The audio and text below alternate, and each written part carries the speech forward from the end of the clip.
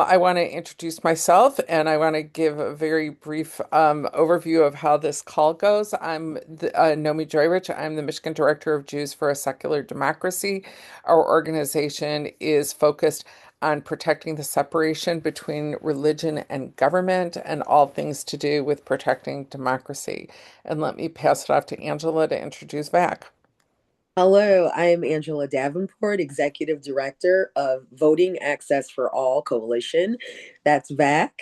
And we're a statewide network working across Michigan to remove barriers to voting and civic participation by equipping people and communities with the knowledge, tools, and confidence to be able to vote and have a say in the decisions that affect the policies and decisions that affect their lives. And I would love to pass it off to, um, I'm sorry, I can't see from my screen here. Who is You next can up? pass it off to Black and The Ken. Pink. I was gonna. Yes. Yes. Thank you, Angela, and thank you, Nomi, and everyone on this call. My name is Kenna. I use she, they pronouns. I am the Director of Programs and Advocacy here at Black and Pink National. We are a prison abolitionist organization that serves specifically LGBTQIA plus folks and folks who are, folks who are living with HIV, and we specifically support folks who are incarcerated or coming out of incarceration or anything involved in the carceral system. And we are super excited to be here with you all. And I will pass it off to CEO Karina, right? Yes. Yes. Thank you, Kenna. Hi, everybody. I am Kari. I am the Advocacy and Organizing Associate with Center for Employment Opportunities. CEO is a national nonprofit organization located in 12 states with 30 offices. Annually, CEO serves about 8,000 individuals and is dedicated to helping people recently released from incarceration find and succeed in the workforce. CEO provides structured supportive employment services that include immediate transitional work, job readiness training, job placement, and retention support. So CEO's work is designed to reduce barriers to employment for justice impacted people and to support long-term success. Thank you so much. And I'll try and talk fast because we got a late start. So, we have a regular monthly series called Call with Us. And what we'll do is we will briefly go over a piece of pending federal legislation. Angela's going to do that in just a minute. And then we'll help you find your elected official. And then we will all make calls together. After you're done making your phone calls, you can just mute the Zoom screen while you're making your calls, and then when we're done making calls, everyone come back together and we will briefly debrief. And Angela, take it away. And I will also put in the chat this is a sheet that has background information, and Angela's going to give us the background information right now. You're muted. Thank you for sharing that. Thank you. I have a cold, so I don't want anybody to hear me coughing, so I muted it. But I wanted to say that when people are returning home from federal prison, there are numerous barriers that they face, but there's one key obstacle that really blocks success in every other area, and that is lack of a valid ID. Without that lack of a valid ID, it is almost impossible to secure housing, find employment, access healthcare, get a bank account, benefits, and just rebuild stability. And this one single barrier often pushes people into cycles of hardship, recidivism. And so the Board of Prisoners Release Card Act, HR 5152, would require Bureau of Prisons to issue a valid identification card to U.S. citizens when they leave federal custody. It's this simple, common sense step will remove one of the biggest barriers to successful reentry and open doors for people to start their lives over. And I'll just say it's something that so many people may take for granted, but it is one key thing to really being able to start your life over. And reentry should begin with dignity, not paperwork, not barriers.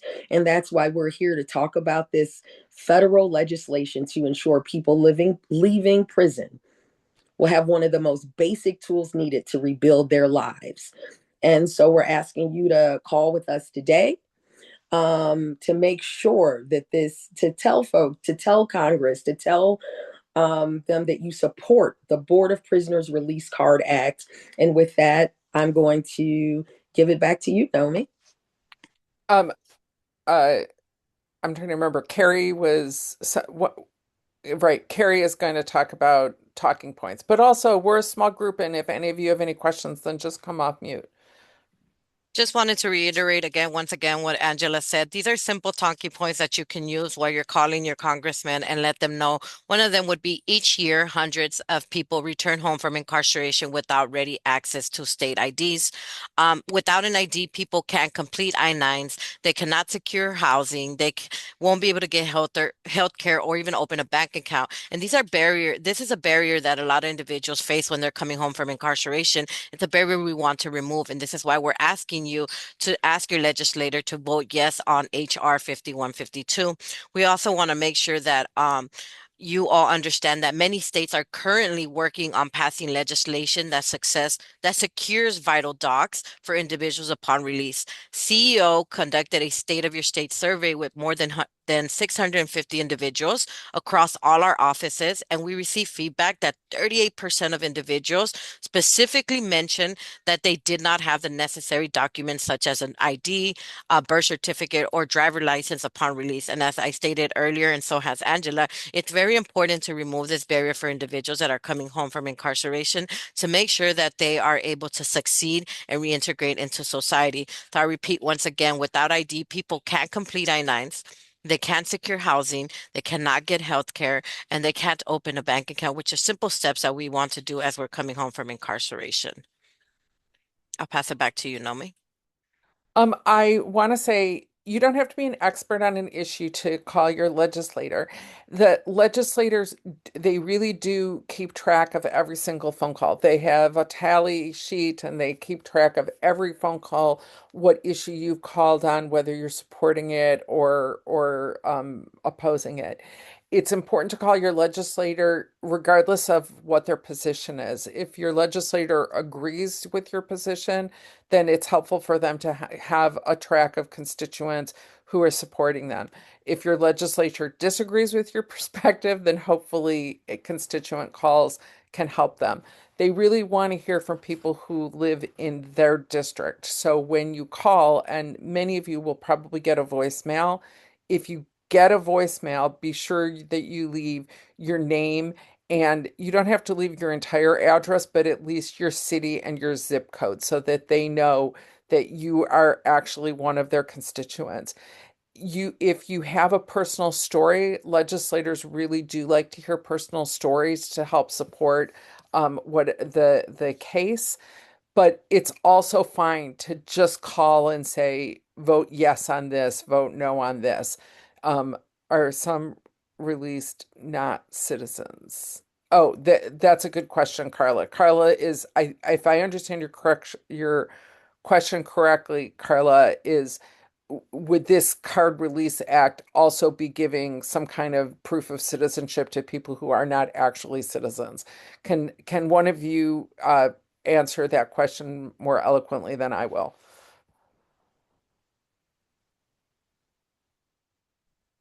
It's to issue a valid identification card to U.S. citizens when they leave federal custody.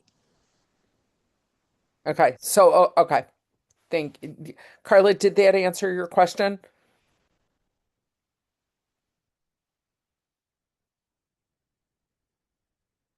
Okay. Um, does anybody have anything they want to add? Yeah, can I add, if you have a congressperson, Carla says yes, thank you. Perfect.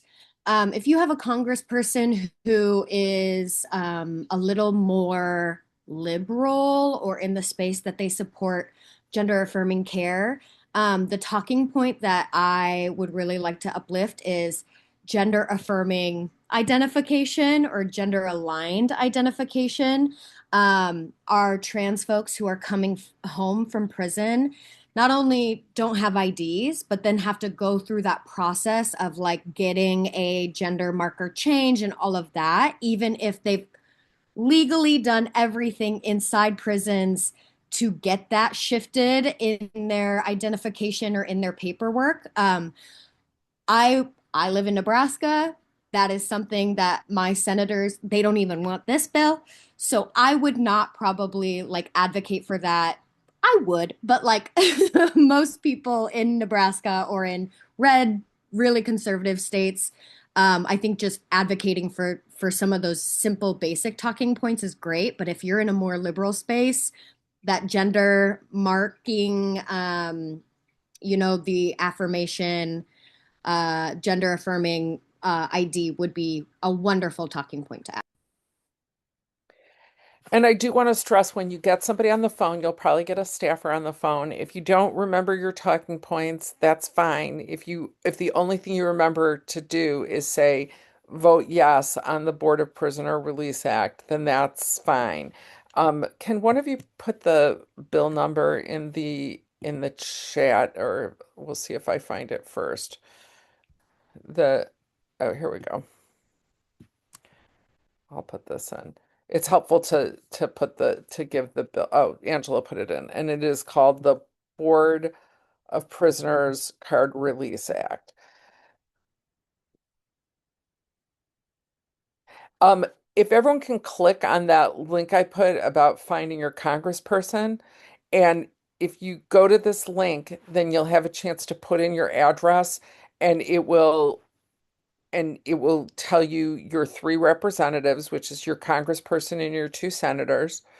Anybody who has trouble finding them, just stay on while we're making calls and we'll help you find it.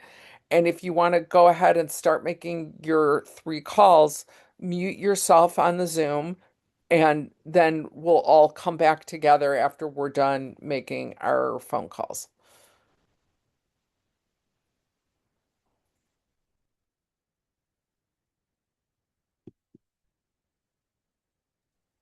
Some of you might have to get out of the Zoom if you are using your cell phone to be on this call. You might have to exit the Zoom. Once you click the link and you get the phone numbers, you might have to exit the Zoom to be able to make this phone call. Just jump back on through the same link that you used when you logged on in the beginning. And then we'll talk about how it went for you all that made the phone calls.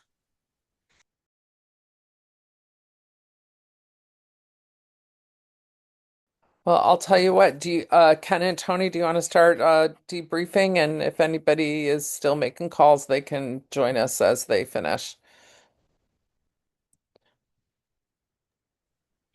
Yeah, I can start, and then Tony absolutely hop in whenever and wherever. Um, just check in on even in the chat or unmuting yourself how that went. I will say that mine was pretty easy. A lot of them were voicemails. Absolutely would love to hear from folk, especially the Michigan folk on the call. I didn't get through to Peters or Slockin, but I did get through to Barrett's office, which I was kind of surprised about. But voicemail for Peters and Slockins. Yeah, I would love to hear how it went for everybody else on the call, though I know we got people from other states. Hi, my name is Miyasha and I'm from Michigan. I also got voicemails for Slockins and Peters. So I just kind of left a voicemail. Thanks a bunch. And thank you, Kiana. Am I saying your name right? I want to No, it's Miyasha. Miyasha and then Kina from Black and Pink. Kenna. Am I saying your Kenna. Kenna? Yep. Okay. Thank you, Kenna. Thank you, Miyasha. Simone, how'd it go for you? Yeah, I was going to say I left messages. I did not reach any staff, unfortunately, but only for 2 out of my 3. So the third one, Representative Warnock, I got a voicemail saying leave a message, and then it switched over and said the voicemail box is full. So I definitely want to do the email follow-up we were talking about because yeah, I can't reach them. That's tisk tisk on that senator. So but just also more reason to just follow back up after this. And thank you for that, Simone. And hopefully Nomi will give us some follow-up steps for the folk we didn't get through to. Anybody else? Carla, Amy, Angela, how did it go for you? I was a little disappointed. I got all voicemails. But I mean, I know it's to be expected. But, especially now, right? They probably getting slammed. But I think that's why it's important for us to talk about what follow-up looks like. And how do we continue this? Like, we're doing this now. I'm excited to learn like how we can keep this pressure and keep this action going. So one thing is generally the Washington D.C. office is where they focus on policy, and their local office is where they focus on constituents' services. However, if you just can't get through to the DC office, I call the local office on the same website with the contact information. It should have their local district offices as well. You can always email. I do think that making phone calls has a bigger impact than email, but you can do all of it. And I see Carla has been on the phone this whole time. I don't know if she's um so I'm hoping Carla that you'll come off mute and tell us about your experience because I'm hoping you actually talk to somebody. No messages. I just left messages. Well, thank you for Well, that, Carla. I appreciate you leaving the messages. definitely. Do No, they? We'll Let me ask we'll you this. know in a few days. I'm sure I'll start getting phone calls from Washington that I never dreamed of. So we'll know the message got through. That's what I was gonna ask. Like, how often do they like listen to the messages? We'll find out. So they definitely always listen to the messages and they keep a and they keep a tally of what you called about and what your stance was. I think that if you leave your email, you might be more likely to get an email back than an actual phone call back, is my experience. Anybody have a different experience? So I I do have also. received the email back before, and I really appreciated it actually. But in fact, I think I've probably gotten emails back more often than calls back. But sometimes you can just reach someone by call, so I think it's like a timing thing. Kenny, you said that the staffers for your representative actually hang up on people when they call? Yeah. Oh man. If you want to do some research on Don Bacon, you feel free. He is a bad egg, and his staffers move accordingly.